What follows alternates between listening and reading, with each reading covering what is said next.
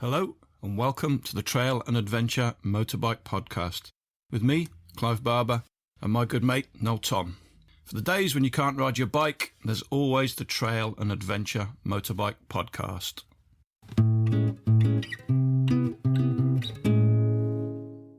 Welcome back to the podcast. We're going to jump straight in. We're back to part 2 of Neil Gonzalez's trip through Africa, and we're going to rejoin him at the Sudan-Ethiopia border. Oh, sorry, there was one more thing. A couple of weeks ago, we recorded an episode with Bruce Teapot One on Bruce's podcast, Teapot One Brew Time. Very long, but we had a right laugh recording it. He's a lovely fella. If you fancy having a listen, search it out. Available on YouTube and all good podcast providers. Let's get on with it. There was one thing that I lost, and it was, pay attention here. Between parking my bike at one police consulate, like there's traffic police and then citizens police, and then you go to customs, and then you go to this, and then you have to do all the same at the other side of the border institutions. One of the kids has stolen one of my gloves. Just one. One glove. I mean, that's criminal. I mean, I mean, that's almost like shoot yourself in the head kind of thing. How can you do that? That's take both. I'll be okay. Just don't leave me with one. He may have had a very specific requirement for one glove. No, because it wasn't until later that they presented themselves. So we found it for you. I was like, you stole it. Yeah, but we want a finder's fee. Clever. So I said, I'll give you $5, one for each finger. Because that was the smallest denomination I had. They accepted the $5. There was no negotiation. Wow. Well, you try and give $5 out to a crowd of hysterical children. I mean, that's almost like giving a €500 note out to a crowd. It's just everyone's going to kill each other for it. It was a bit difficult, but yeah, I got my glove back, and it was one of those really good gloves, So it wasn't expensive, but it was my only gloves I had with me, so it was the best gloves I had. Clive would be having nightmares about this tonight with his glove fetish. I'd have had about 4 pairs with me, so it probably would have been all right. Yeah, but just imagine if it was your only pair. I can't imagine that, Neil. That's ridiculous. One pair of gloves. No, one glove. Imagine just one. Yeah, no, I will have nightmares about that. We started riding on into Ethiopia, and bear in mind, we've been driving desert since we arrived in Alexandria in Egypt. Across all of Egypt and all of Sudan, it'd been a very Muslim country, both landscapes. So a lot of the culture was a lot of Muslim culture. Women were wrapped up. We hadn't seen a female form in now almost 2 months. And it'd been hot, and it'd been flat, and it'd been sandy. And suddenly we crossed the border, and we were going uphill, and we were surrounded by smiling faces, girls and boys, men and women, and it was a complete culture shock just crossing that one border, where suddenly we'd gone from Islamic country to a more Christianized country. It really was different, and we were riding uphill. It was just winding straight up the hills, up the mountains, and suddenly we were cold after being hot for so long. Nightfall came quite quickly, as you would in the mountains. It was another one of those situations where at this point it was 4 of us. It was the 2 Kiwis, Ted and I. And hang on, Ted's still around. I thought you'd. No, we said until the first stop of Ethiopia was what we agreed. So 4 of us riding. We left Kim, who had at this point realised her wrist was broken, having someone read the X-ray correctly, and they were still fixing up her bike, and she still needed some time mending. So that group stayed together, those 4, and the other 4, which was the guys, we all set off together. The 2 couples and the 4 guys. The place that we were heading for was this place on the map called Gondor, as in Lord of the Rings. It's in Ethiopia, funnily enough. It should be doable on the map. It seems like it's like, I don't know, a couple of 100 kilometers, but you've got to anticipate mountain roads and nightfall. There's other towns on the way, and I was in favor of stopping because I don't like riding in the dark in unknown places. But the guys were adamant that we should go to Gondor. So it sounded good, and I won't deny it. It did sound good, but I was also saying, well, we could make it first thing in the morning, and it'd be fine. We can spend a few days there. So we started riding up, and it got dark, and you got to bear in mind how dark it gets on mountain roads when you only lit by the moon, and if you're on the dark side of the mountain, that you're really not seeing anything with the tree coverage and what have you. The only cat's eyes are cat's eyes. And there's no civilization around, like from one town to the next, that's it. There's nothing. So we ended up camping on the side of the road on a steep mountainous road where, the drop off on either side was really steep and very rocky. Noel probably would have been happy there. He didn't give a fuck where he camps. You would have loved it. The views were great. And yeah, we woke up at 5 a.m. and had a group of shepherd boys staring at us with their sticks, like, oh, foreigners. Yeah. From there, we went on to Gondor, and we had got his tire fixed, and we got there, and we sorted that out. It was a really nice town to actually finally get to, somewhere where it was really friendly and colourful. I know you were doing a blog at the time, weren't you? Yeah. But you weren't making a film of it particularly, were you? I filmed all of it. And I took, back then I had one of the early GoPro ones, the first GoPros that were HD. And when they meant HD, they meant 720. Yeah. Filmed on a GoPro, and I had a little Panasonic camera, a waterproof. And it was really great fun filming all this stuff. But, I realized later after I did all that filming that audio was really important. And I should have had good microphones with me, and I didn't. So that really made me kind of reflect, made me realize that trip was a bit of a wasted filming endeavor.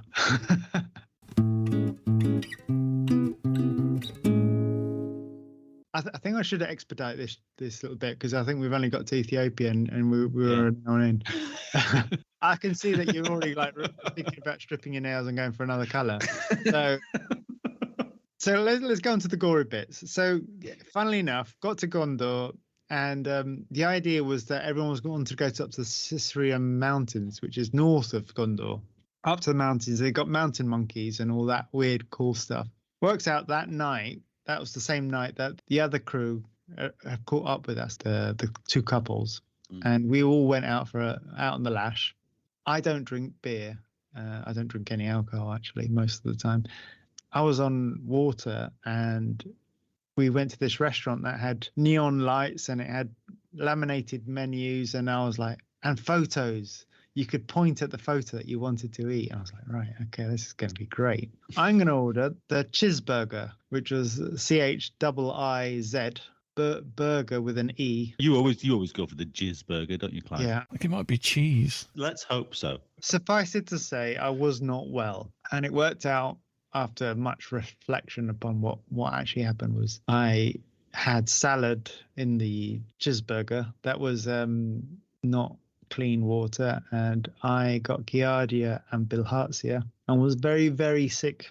Yeah, I sat out the going up to the mountains and seeing the monkeys and seeing the monuments up there. So I got very sick. I was actually bleeding out both ends. And no! Oh, boo! Did you? Yeah, I know. Did you have to? You were enduring this in a tent though? You were in a nice plush room. Auberge, yeah. It was not an elegant thing to ever have happen to anyone. And being that I was someone who was quite healthy and fit at that time, I'd not been sick since I was a child. For my first time of throwing up, I was like, oh, I guess I have to just man it up, I'll be all right. I just have to just walk it off. It worked out that I was actually very, very ill and had a very bad parasite in me. Everyone who told me to go and see a doctor, I said, no, I'll be all right. I'll be all right. Fasted for 2 weeks. We headed down to Kenya, and I didn't really get to see much of Ethiopia that I had much energy for. I literally, when I say fasted, I basically only ate 1 serving of rice a day just to get my gut through it, and I was very weak. And you were still riding, though? I was riding very badly. I mean, you imagine, all I had was salt and rice, and I think I started drinking Coca-Cola at that point. Everyone was telling me you need to, it helps sterilize your gut. Are you onto the sort of the new Chinese tarmac at this stage, yeah? Or when you get out of Ethiopia? No. So we've got to the border at the bottom of Ethiopia. And by the way, I would recommend Ethiopia so much. I've been talking with my partner about going back to Ethiopia. I'd love to go there. It's a really beautiful country. And one of the things so fascinating about Ethiopia, I mean, I could almost make a whole episode about Ethiopia. You almost have. Yeah, shut up. Right, when you get to the border with Kenya, that's where there was, I don't know if it's probably tied up now, but there was a big stretch of 400 kilometers of corrugated road all the way down to, I don't know where it was, Isiolo or something like that. And that is called the Bandit Highway. There is nowhere you can pull off that road. It's kind of like igneous rock. I don't know, it's like this big black rocks on top of sand that just scattered all around the landscape, and the road it's a washboard, bone shaker all the way. People say that I've only ridden on corrugations in Iceland, and I knew that people had always said, speed will kind of smooth them out. It felt like bullshit. When I actually came to doing it, I just felt like whatever speed I was doing, it was shaking the bike to pieces. No, you have to go at max speed. That's like when you hit Mach 4, that's when you're really smooth up. But did you do that? Did you go for speed? So actually, I want to plant a little new nightmare in here because I want to tell Clive that guess what happened to my gloves? Oh, they fell off the back of your bike, didn't they, when you did? It was crossing the borders. I lost another glove. I lost a glove. Jesus. One glove. There's a pattern emerging, isn't there? Yeah, there is, but I couldn't find the kids that were bribing. So I was actually left with just one glove. Oh, you actually lost your glove this time. It was your own fault. I think they got bored of waiting for me to come back, and then they just went off with it. I've got to also add that I was on what's the anti-malarial? I'm trying to think what it's called. Doxycycline, I think. Doxycycline, yeah. That gives you sun sensitivity. So the side effects are just being in sunlight hurts my skin. And this is the recognized side effect of this drug. Yeah. It's one of the it doesn't happen to everyone, but it's one that happened to me, and I've been on it a couple of times now, so I know it is just me that gets this, and it's horrible. Is it quite sunny in Africa then? Funny enough. But what's interesting is that when I was doing this, going across this bandit highway, I didn't have any gloves. So all I was doing was putting sun cream on my hands because I was just getting CE rated sun cream. Yeah, it was probably 25 SPF 25. I don't know. It was the worst sun cream ever. It was it was 2 days of riding on corrugations to get to the first bit of tar. By then, my hands were lobster red. They didn't heal until I got back to the UK. Oh, Lord. Because I was still on the medication. It wasn't until I got off the medication that I was able to heal. Just wanted to let you know, Clive, that the gloves are quite important. Always take a spare pair, people. Yeah, take a spare pair.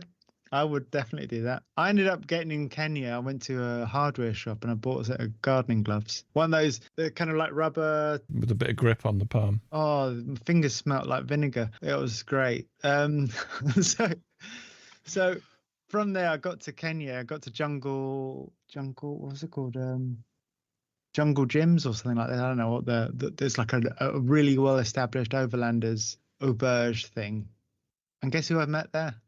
Dylan. Hey. Dylan again. He went through southern Sudan, which was actually was having its civil war at that time. And I've glazed over it. We had a lot of issues in Khartoum as well with travel restrictions due to the civil war going on at the time. But yeah, he'd managed to get through, and he said it was a really pig of a journey. It was really, really gravelly. He said it was really horrible. And I was like, yeah, well, you got that on the way up, so you can enjoy it twice. But even at your worst point, were you fully acknowledging where you were and you were still enjoying it, or were you questioning why you were doing it? It was after I left TED that things got it felt real. It felt really enjoyable. Once I was actually there, I was more in the trip. I was really enjoying the moments, even losing a glove and fighting for it back, and having all of that was kind of like, just living that moment. And it was quite enjoyable. From then, it was the trip from Kenya down was great, and it was so amazing. I'm going to glaze over the other bits because it just was one adventure after the other, and it, my memory that I have of it was mostly good times. So I also didn't get a single mosquito bite. I was that paranoid of malaria that I was always in my tent before nightfall, just I didn't want to risk it. So I didn't actually have a single mozzie bite the whole time I was in Africa. I mean, you're fantastic in the retelling of it, but do you remember trips like this in detail, or do you sort of look at photographs to refresh your memory, or you Well, really remember? I've been through a lot of the photographs.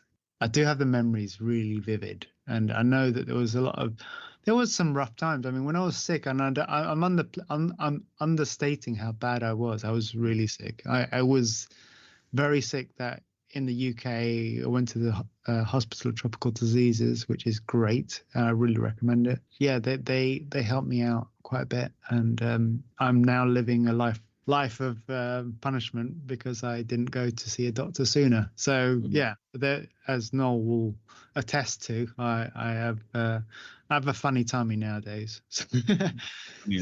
Onions, garlic, dairy product, anything too acidic. My geography of Africa is horrendous, but we're not just skimming straight down to South Africa now, are we? No. So we're halfway down. So I'm halfway, so we're at the equator now, Kenya. And Kenya is a really lovely country. I met some lovely people there that I've still sort of kept in touch with. I'd say just over halfway down now. Yeah. And we've been recording for an hour and 20 minutes. This bit's quicker. Let me massage you through this one. It's all right. We can do 2 episodes. It's fine. From Nairobi onwards, we went to the Indian Ocean along the coast where it is idyllic. I have to say that I wish I'd spent more time there. I mean, we went to spend one night at this beach resort called Twiggy Beach, which is Twiggy, I think, means giraffe or something. I can't remember. And we were able to pitch our tents near the beach. The locals were being informed they weren't allowed to bother us. And so we had the beach to ourselves. We were allowed to invite a local. If they wanted to offer us a service, they were allowed to come in. So if you wanted them to build you a fire or fish you a fish or bring you fruit, you could invite them in, but they weren't allowed to come to the beach. So they'd be standing at the sidelines going, hey, do you want some mangoes? Or do you want this? And you just go, oh, go on then, come. Yeah, well, tempeh, here you go, have tempeh. It was quite exploitative, but actually very, very luxurious, actually, and had such a nice time. We were going to spend one night there. We spent a week, and it was so worth it. It was amazing. The water was like getting in the bathtub every time you got in it. It was just glorious. It was so good. I'm going to expedite a bit more. And from there, we went down to Tanzania. And Tanzania, we went to the Serengeti. We went to safari. And it was one of those things that I thought was too overpriced. I thought it was such a horrible thing. When on the surface, I thought it was about $600 to go in for 3 days. And I was like, that is, I can't justify it given that everything else has cost me so little around here. And I can't see the merit of paying this money to go in. It was 3 days of absolutely amazing visuals, wildlife I've never seen in my life, being, so close to it and so immersed in it. And obviously we weren't on our bikes at this point because I don't want to be riding next to lions. It was really cool, really worthwhile. We had a really good spotter. We had a good chef. It was a really good time. And in hindsight, I think it was almost too cheap. On the surface, when I was looking at getting a ticket, I was like, oh, it should be only about 100 quid. I can't see why it should be 600. But actually, it was definitely worth it. And it was, and also, that money goes towards preservation of those animals and making sure that there's no poaching going on. So definitely worth it. But if you're not informed and you don't really know what you're paying for, it seems very expensive. From there, we did that. We met some Irish fellas they'd driven down from Limerick or somewhere. They just had the least appropriate 4x4 you could possibly have. It was like a RAV4 or something like that. It was just it's not a 4. It's not something you should be going across Africa in. But anyway, they were there. And then we kept spotting them along the way. We had to keep bumping into them. We bumped into them all the way down to Zambia. Well, this was something Dan and Ed said, I think, that there aren't that many roads. No, that's exactly Which is why you keep bumping into the same people. So we're down to Tanzania, and Tanzania, I've got to say that the Kiwis at this point had really had deadlines. They had to be a meeting there responsible others at certain deadlines. They had to be at certain places. So at this point, we blitzed the rest of the journey. So from Tanzania through Malawi, we had a couple of rest days, and the rest of it was pretty much putting in the miles every day. There's a few spots that were like memorable where we had a couple of days rest, like Livingstonia. Is it Livingstonia in Malawi? We stopped on the big lake in Malawi, obviously. And that was really nice. And that was when I remember hearing on the radio in an auberge, do they know it's Christmas time at all? Because this is coming up to Christmas, bear in mind. This is like December. And do they know it's Christmas time? It was on the radio. I couldn't, it was Band-Aid, the song. And I couldn't cringe more. I can't think of anything more embarrassing than that song to be being played in Africa at that time. Yeah. Pushing on the miles, we got into Livingstone in Zambia. That's where we did whitewater rafting. And that is another big splurge of money that was spent on the trip, which was $100 US. Why do I think you nearly drowned doing that? Yeah, we all did. Yeah, it was great. No, don't worry about that. That was worth it. But what I mean to say is I want you to keep account of my expenses, because by the time we did that, we went to Botswana and we decided to get in the plane and fly over the Okavango Delta, see hippos and all sorts in the. I was sick as a parrot at that time, so I was sitting in the back of the plane with no view. I'd just paid the same as everyone else did, and I was sick as a parrot. I was literally like, "Can we land now? Are we there yet?" I was just on Imodium every day through Botswana and a bit of Namibia.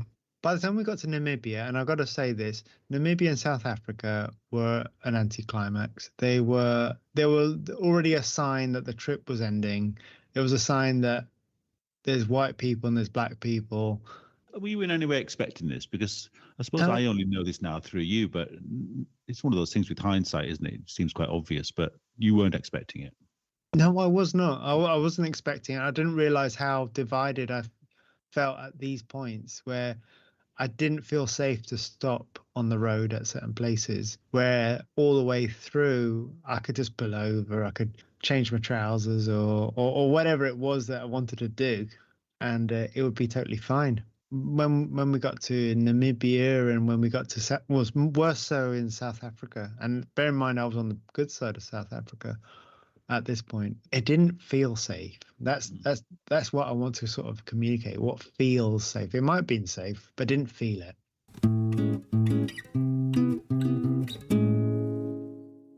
So how long had you been on the road at this point then? So I set off in September, end of August. This was coming up to Christmas. Oh, wow. That sounds pretty quick, doesn't it? It was quick, and it could have been so much slower. We got to Cape Town, and it was just coming. I think it was Christmas Eve we got there, and it seemed like a blink of the eye, but we'd overnight from Christmas Eve to Boxing Day somehow procured someone who was going to ship our bikes back, found a set of flights back to the UK for £260, and we're flying back in a blink of an eye. And I didn't really get to do anything. Anyway, I got back to the UK literally without even realizing I'd made it to South Africa. Just so that you keep an eye on the accounts, Clive, because I know you want to put it in your spreadsheet, and I know it really matters. It's important to you. I think I spent $2,500 on the whole trip.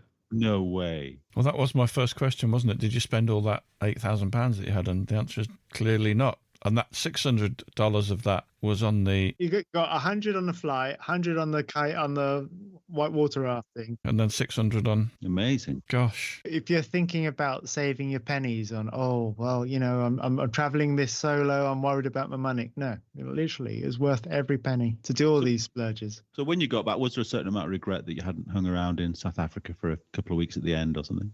Well, actually, I thought when I got to South Africa, I had a netbook. Back then, there wasn't good laptops, or a laptop was too big and it would have been broken. And back then, you'd had a spinning disc. So I had a netbook. My camera had a cracked lens on it. So the netbook was broken, the camera lens was broken, and I was thinking, I could ride back up north on the west coast. And I had enough budget. I hadn't spent any of the money. But then I was thinking, I'm still feeling a bit sick, and I have a broken camera that I won't be able to take any photos. I won't be able to write my blog because I've got a broken laptop. If I was to buy any of those units back in South Africa, it would have taken all the budget out. So I was like, it's not going to happen. So there was that regret. I could have done something more. And I ended up spending 8 months unemployed when I got back to the UK. So I ended up living on the savings I'd had for the travel. I always remember being surprised that when you sold your DRZ at the end of it, full disclosure, you told the guy who bought it exactly what this bike had done. Why do you say that? Well, because I just thought you might, I don't know, gloss over a little bit of, I don't know, just seemed... I didn't say that. Oh, you didn't? You could have just said off-roaded once through the east coast of Africa. I am a horrible person. The complete opposite of that. I think you lied to me at the time. There's a special place in hell for me. I've done some horrible things. Do you think that? Oh, you'd have to Google the registration. Don't tell us it, but you should Google it and see if it's still on the road. Oh God, no! I don't want to. No, I live with guilt every night thinking about this. I basically had this huge fuel tank on that bike, and I replaced it. I bought a cheap, rusty old DRZ SM fuel tank and replaced it because I'd already sold off. I'd sold off the original, and then I realized actually when I wanted to sell the bike, I actually needed to buy another tank up so I could make it look like it was original. I just said it had a hard life. I never said it's been across Africa. I bought the DRZ for $2,000. I did a lot of commuting. I did the whole of Africa. I carried on commuting on it. I sold it 5 years or 6 years later to a poor guy for £1,500. Oh, that's okay. That's not too bad.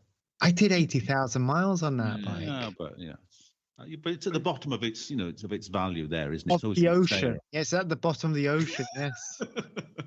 That bike today would be worth that kind of money. That bike today would be worth $2,000 probably. I put it on a 99p auction. And all I said was it's had a hard life. I didn't say it's been across Africa.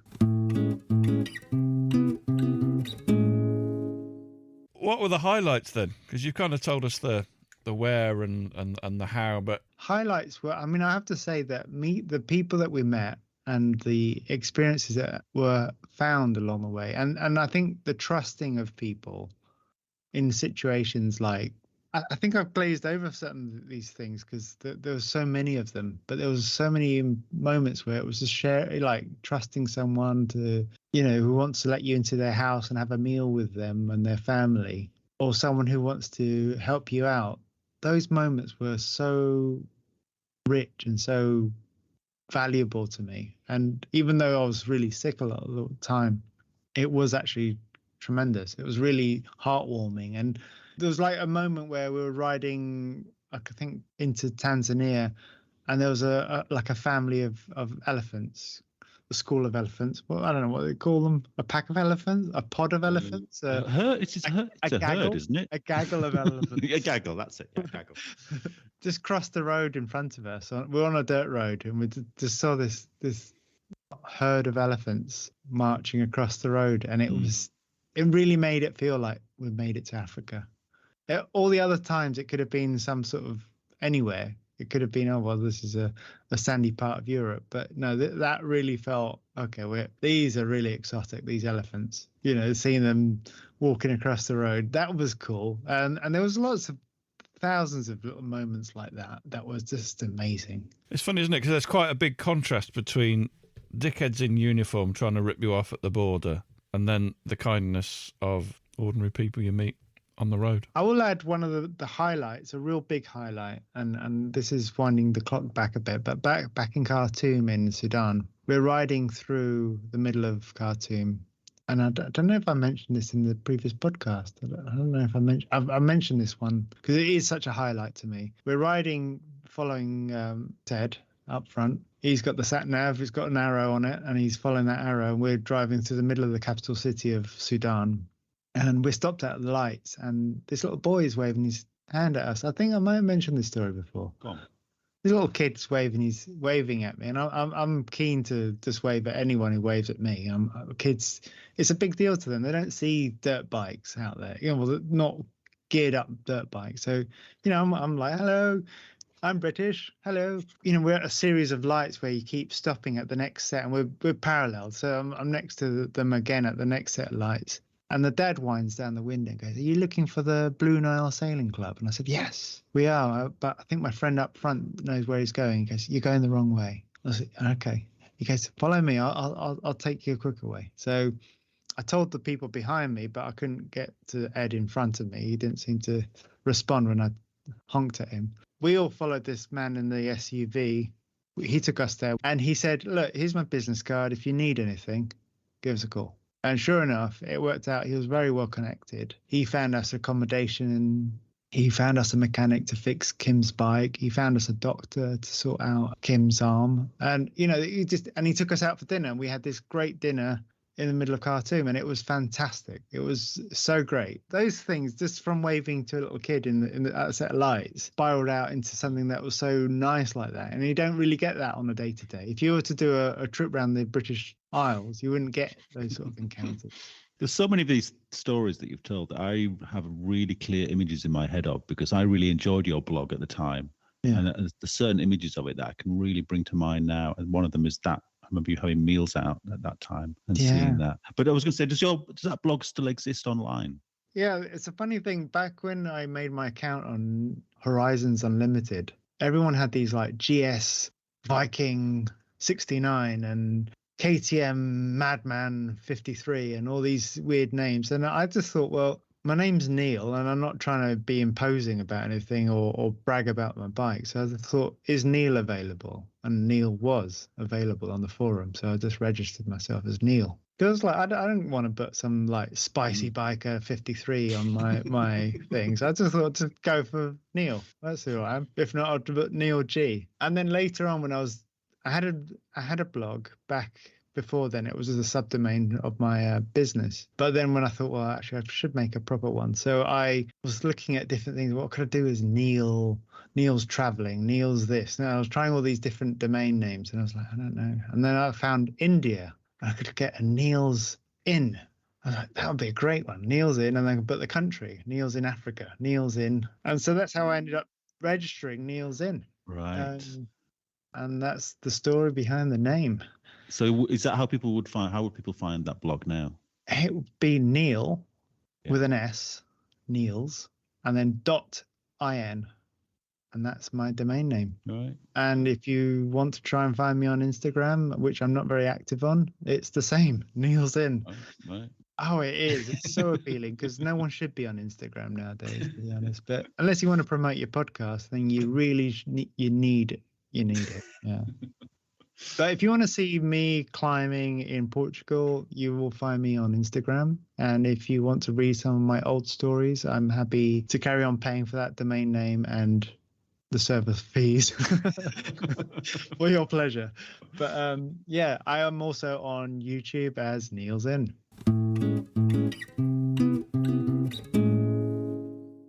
An absolutely massive thanks to Neil for recording all of those sessions. I hope you enjoyed listening to them as much as we enjoyed recording them.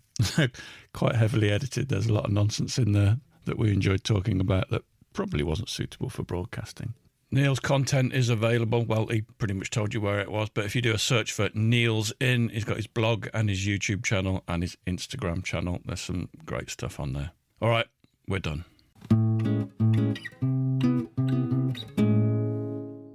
Thanks for listening. We really appreciate your support. Don't forget you can follow us on Facebook and Instagram. And if you really appreciate what we do, you could consider supporting us on Patreon or buy us a coffee. Links are available on our website, which is tampodcast.com, tampodcast.com, where we also have a limited selection of branded stuff. But either way, please keep listening and spreading the word. See you next time.